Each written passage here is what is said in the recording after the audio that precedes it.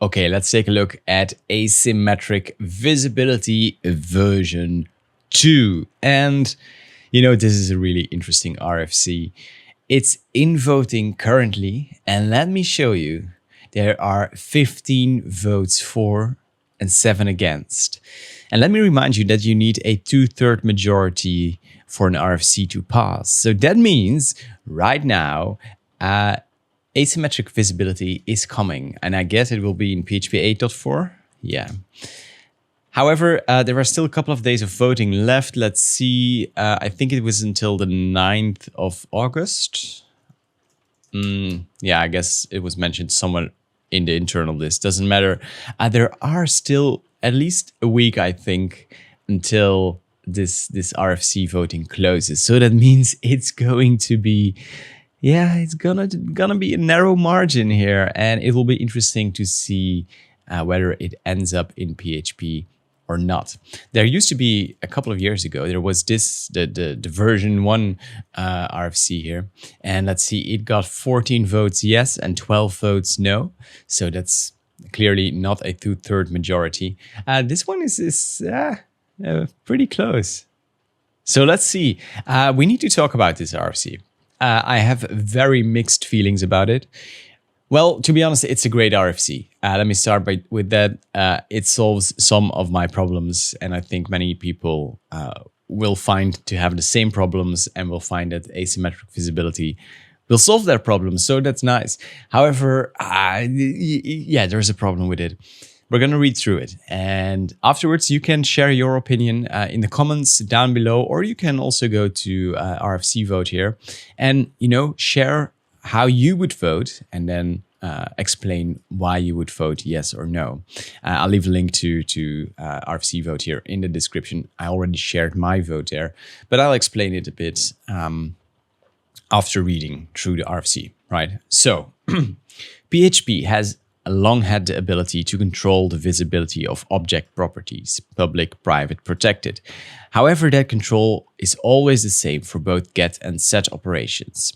That is, they are symmetric. So that means that if you have a public property, you can write to it from the public scope and you can read it from the public scope. If you make it private, only internally the class can make changes to it, but you can also only read it from the inside. Okay, so that's the problem this RFC tries to address. Now, this RFC proposes to allow properties to have separate or asymmetric visibility, with separate visibility for read and write operations. The syntax is mostly borrowed from Swift. And now you might be thinking, don't we already have this, like read-only properties? Yes, kind of. And that's why this is such a conflicted situation for me personally. And I'll try to explain it while we go through the RFC. But first, let's try to understand what's going on here, right? So the RFC provides a new syntax for declaring set operation visibility of an object property. Specifically, this is what it looks like. So you make a property public, but you say it can only be set within the private scope, right? So you can read it, public and protected, but you can only make changes to it within the private scope. And this is really cool because you cannot do that with read-only properties. Read-only properties, they are essentially write once and that's it. You have to initialize a read-only property, and once its value is set, you cannot change it anymore. It doesn't matter if you're within the class or outside the class. Asymmetric visibility gives a bit more flexibility there to do exactly that. And this is something that I have to deal with quite often. I really like to use public properties and to get rid of as many getters and setters as possible. I think those are boilerplate, and I would like to avoid them as much as possible. So public properties, I usually make them read-only because, I don't want the outside to be able to make changes to my objects without me knowing. But the problem there is that sometimes you want to make internal changes, and the only way to do that with read-only properties is to make a clone of the object and then rewrite the data. But the problem there is that we don't have a clone with syntax. There is an RFC for it in draft, I think, and people have been saying they will work on it for a couple of years now. But so you end up in a pretty strange situation. And let me actually show you with code here. Okay, very simple example. We have a book with a title, just want to have an object with a read-only property. It's a read-only class, right? So this property is read-only as well. So you create a book and let's say you want to change the title in some very specific edge cases that might actually happen. Like by default, I like my properties to be read-only and I like them to be public because I don't want a getter here for title. No. When you can just do this, right? And making the property read-only makes it so that you're sure that nothing unintended will happen from the outside. No one will use my code and, for example, write something by mistake here. No, that doesn't happen with read-only properties, so that's good. But there are some cases, some very specific cases where you want to change the title. And, this is a very simple example, but, imagine a real life project and there are some business cases, some edge cases where things are allowed to change if they, happen within a certain context by a specific user, for example, or a whole set of business rules are in place to make sure that, this thing can only change for a very specific situation. Anyway, you want this kind of behavior with title or even set title. On read-only properties, it doesn't work. You cannot change this property anymore. So what you need to do is you have to create a clone of this, right? And then you can return the clone. And then you can say clone title. Oh no, hang on, that doesn't work because it's still a read-only property, right? So how would you go about doing that? You could say something like this: new self, and then title is the new title, right? And the problem here is that, okay, we have one property, but what if we have a bunch more, like author, for example, here as well? So then we're stuck with having to copy over all properties. Yeah, that's kind of annoying, especially when you know that these kinds of value objects, data objects, they can get a lot of properties. So yeah, what else is there? You could use some reflection, and I actually made a package once to do exactly that. Let me actually search for it. What was it called? Spatie clone object, something like that. PHP clonable. Yeah. This is a trait, a very simple trait. You use it, and then you can.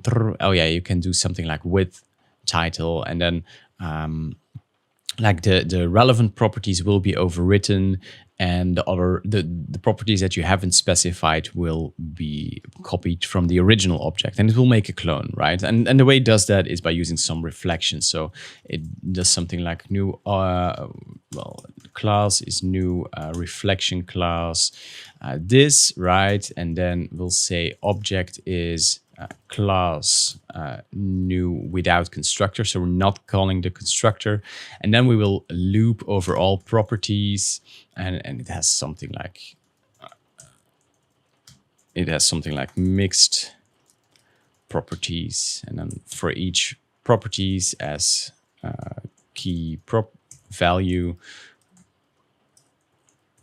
You can set read-only properties once, even if they are not constructed or added via the constructor. You can perfectly do this.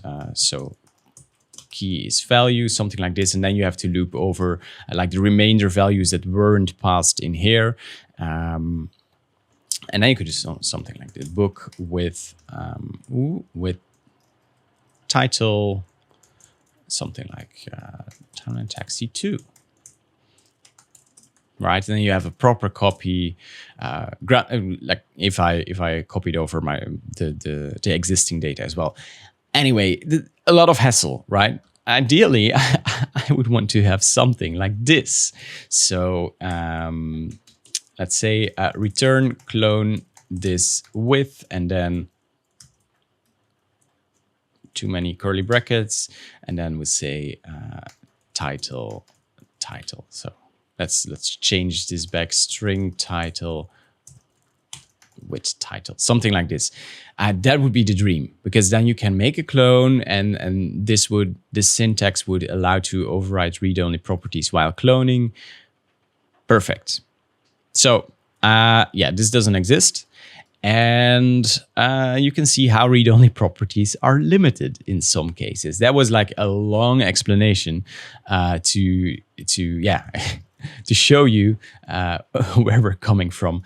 If we have asymmetric visibility, we don't have to clone any objects. We can just have public read-only and private set, public read actually, a private set, and it would just work.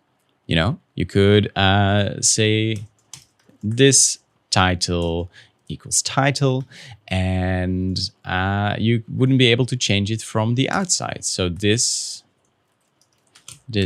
book title wouldn't be allowed. Okay. So that's asymmetric visibility. Let's continue to read here, and then we'll get to the problem. Like you might already be able to guess, like, oh, they're read-only here, asymmetric visibility. There's some overlap, it seems. Yeah, that's a problem. Okay, let's continue to read. This code declares a property bar that may read from public scope, but may only be modified from private scope. It may also be declared protected set to allow the property to be set from any protected scope. So via child classes. The behavior of this property is otherwise unchanged aside from this restricted visibility. Asymmetric visibility properties may also be used with constructed property promotion. Yeah, cool. And they have an abbreviated form. You can write it like this, and it means this. So the default is then public except for set, which is private. Okay. And over here, the same. The default is public except for set, which is protected. In practice, this means a limited mutability struct class, which is the thing IA is also using a book here. This is what I'm mostly interested about, like making these struct classes, just data classes, you know, where I don't want properties to be writable from the outside. This is how you would do it. Instead of read-only, you would write it like this. Yeah, okay. We also have read-only classes now, of course. So you can imagine if we would have this syntax, ideally you would be able to write something like this, private set. But yeah, that might be taking it a step too far. Anyway, I would be okay having to write it like this. I wouldn't mind it too much. So yeah, I would, if asymmetric visibility lands in PHP, I will refactor all my read-only properties to this. And I have quite a few, actually. Let's take a look here. This is a Tempest code base. Yeah, I have quite a few read-only classes here and read-only properties as well. Yeah, I really like using them. I also like to make my classes final, so I'm that kind of person, right? Which is very similar. Oh, no, hang on. By the way, if you're about to comment something about final, I'm gonna make a video about it soon. So hold off your comments until that video arrives. I guess somewhere within the coming weeks, I hope. So this is very similar to the comment pattern of all read-only properties, but does allow for controlled mutation within the class's own methods. Nice. Okay. So the RFC goes on. This is an RFC by Ilya and Larry again. So you can expect it to be very detailed. They also made the property hooks RFC, great RFC, looking forward to using it. So my suggestion is that we don't read through all of this, you know, because they explain everything that is affected by this change. So it makes a lot of sense to discuss all of this, but I wanna read this part here, relationship with read-only, and then see like what kind of problems come up. So the read-only flag introduced in PHP 8.1 is really two flags in one: write once and private set. So if you would convert it to asymmetric visibility, you wouldn't actually be able to do it one-to-one, because private set is like the only real You'll always be able to set it within the private context. You cannot make it non-settable, right? So while that is sometimes sufficient, there are cases where protected set is desired. And while few, in the case of read-only, right? Protected set. While few, there are use cases for public set once. Sure, okay. However, it also has special case handling to allow a read-only property to be overwritten by a class without creating an entirely new property. This effectively sidesteps the whole point of private anyway. It also would create an inconsistency with explicit private set, which is, as noted above, necessarily also final. Yeah, so there is a lot of overlap here, right?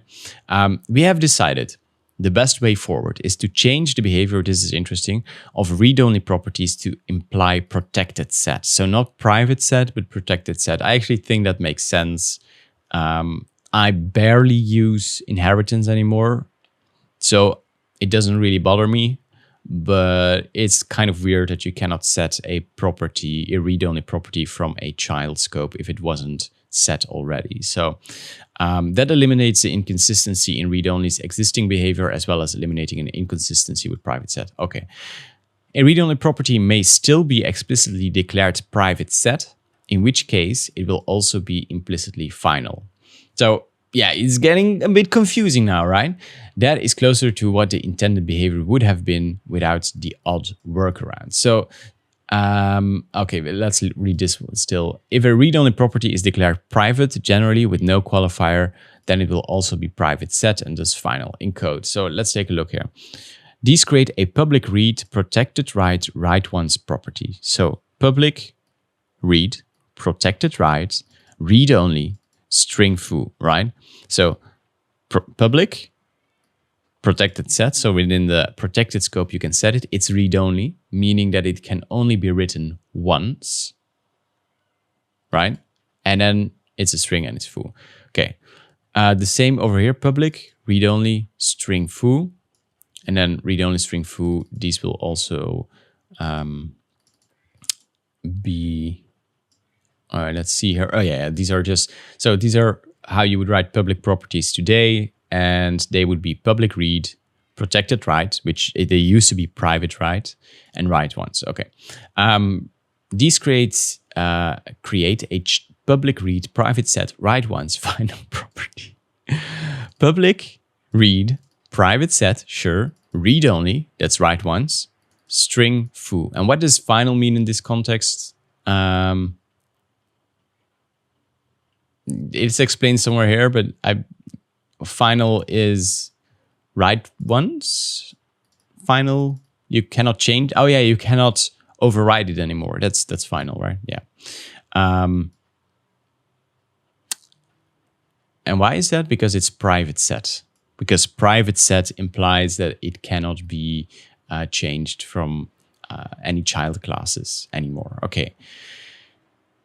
Public set. Okay, these create a public read, public write, write once property. While use cases for this configuration are likely few, true. There's no intrinsic reason. Okay, so it's public read, public write. It's read only, and so you need to add public set because read only implies protected set by default. Okay, public set, read only. Okay, so properties that can be written once from the outside. Interesting, yeah. I don't think there are. Let's see here. This is well. Yeah, this is my use case here. Yeah, this is my use case. No, this is not my use case because I don't want read only anymore. I just want private set. Yeah, this is what I want. Private set. That's all. That's all I need for my cases. But anyway, these create a private read, private write, write once, final property, private set. Yeah, okay. And these create a protected read, protected set. Yeah, okay. So if a class is marked read-only, then by design, its impact is identical to if every property was individually marked read-only.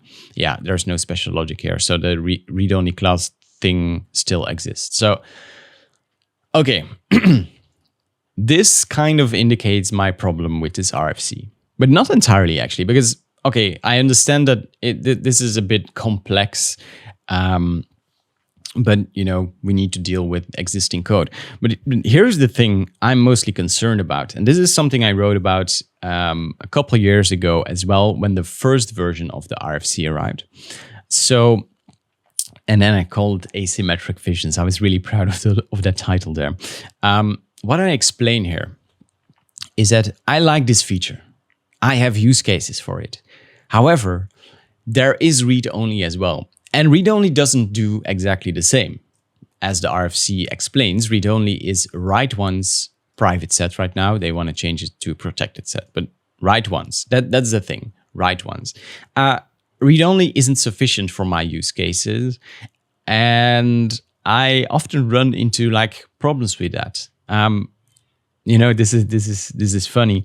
I got so used to read-only that I was about to say, and I have to write lots of boilerplate to work around that. But what I'm forgetting is that without read-only, there was even a lot more boilerplate. So, I don't mind read-only. It's super helpful, and I'm really happy that we have it. Ideally, if read-only wouldn't exist, I would prefer asymmetric visibility because it gives a lot more flexibility. But yeah, read-only exists, and read-only was added in PHP 8.1. And while it isn't exactly the same, because read-only does a little bit more, it makes a property write once, right? It also has this protected set or private set implied. Yeah, okay. This is difficult for me because I'm imagining newcomers to PHP or people upgrading from older versions to newer versions. This will be super confusing. When do you need to use read-only properties? When do you need to use asymmetric visibility? When do you combine both? And I get it. There are a lot of cases here, but this is making the language complex, really complex. Ideally, read-only wouldn't have existed and we would just have asymmetric visibility. In fact, when Nikita was still working for PHP at the time, he was still working on PHP,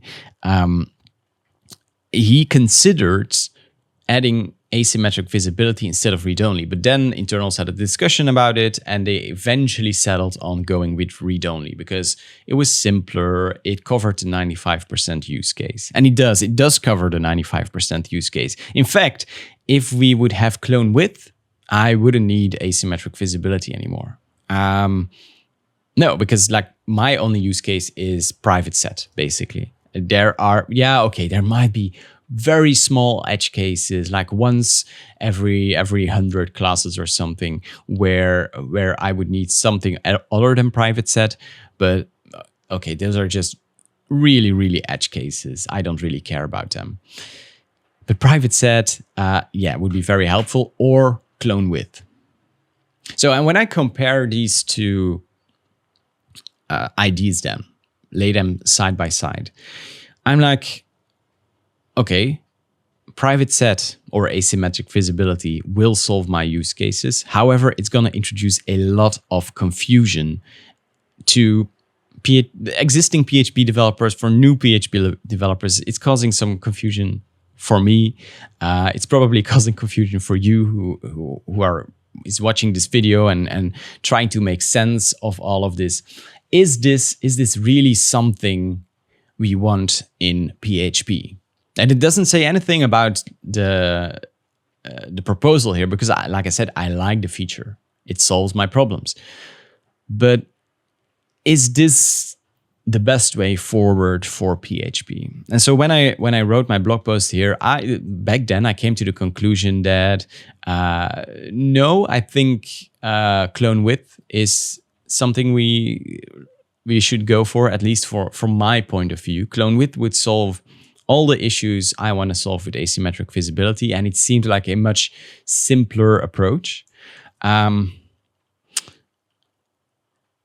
yeah, I don't know. I ended this blog post here. it's still true today. I think a unified vision and direction for PHP is lacking these days. And this RFC, great as it is on its own, is a good example of that lacking in practice. I was writing weird sentences back then. I hope I improved a bit.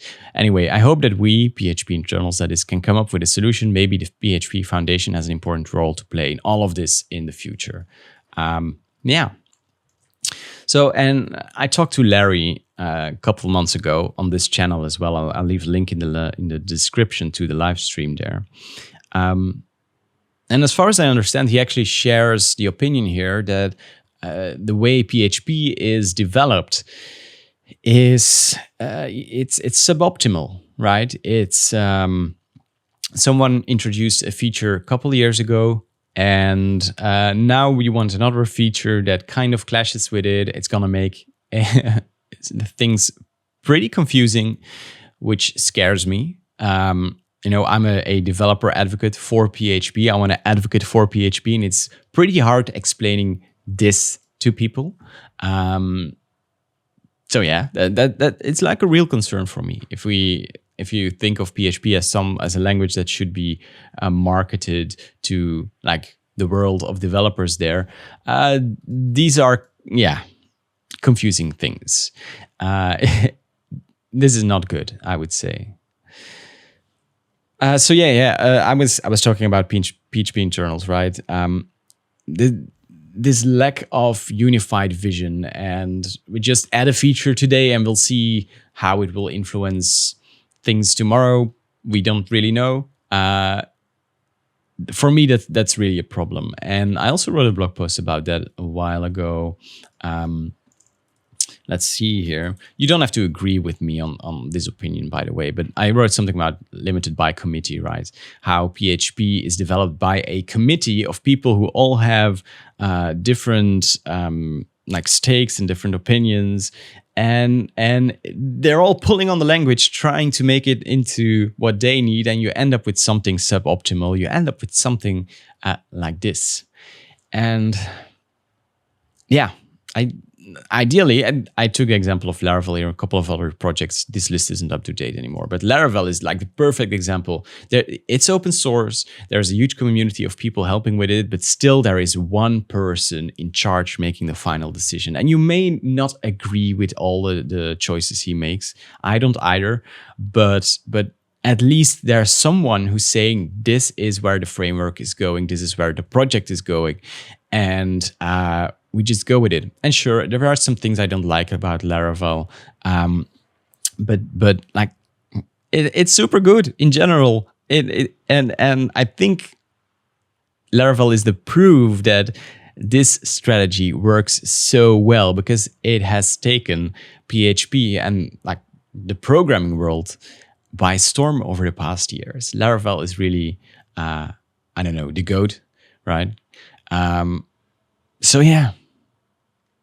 Yeah, this is just, these thoughts are going through my head when I read this RFC. How I wish that there was like consistent leadership for PHP, a vision for the coming years, and it's still a bit lacking. So yeah, it's kind of a sidetrack / rabbit hole from this asymmetric visibility RFC itself, but I feel it's very important. And I feel like I really hope that in the future we'll see some changes here. Because we cannot keep adding features and then 2 years later decide, that wasn't really the best approach. Let's take a whole other approach and then try to like merge them together. I don't think that's something that will help PHP move forward in the long run. So yeah, that's a bit of a rant with Brent today. It's still super interesting. And to be honest, I shared my vote here. I would vote yes. Because in the end, I don't think clone width is coming anytime soon. And I'm really stuck without it. It's annoying having to deal with read-only properties without clone width. So yeah, asymmetric visibility would solve my problems. I wouldn't make them read-only. I don't really care about write ones, to be honest. That's another point, by the way. If you make it private set, why would you care about write ones? You have full control over whenever the property is written to from within the class. So it doesn't really matter with private set. You're just shooting yourself in the foot more, I would say.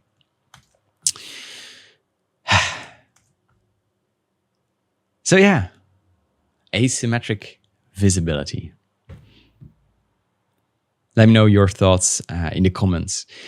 And you can go to RFC votes as well. You can share your vote over here and share an argument as well. You can vote for other arguments also. And yeah, interesting, right? I would vote yes, because in the end, I still want this, but I'm very conflicted about it. I'm really conflicted about it. And yeah, internals is conflicted about it as well. Right now, as it stands today, we're getting asymmetric visibility with like the confusion that comes with it.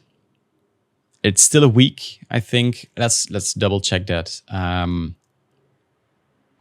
Let's search here, asymmetric visibility version 2, the 9th of August, February, but that was a typo. The 9th of August, so 8 more days. Yeah, we'll have to keep a close eye on this one. But for now, that's all I have. And yeah, thanks for watching. Thanks for being here. Share your thoughts, share your like down below as well. Subscribe if you haven't. I do a lot of these kinds of videos these days, and I really, really like them. So I hope you do too. I'll see you in the next one. Bye-bye.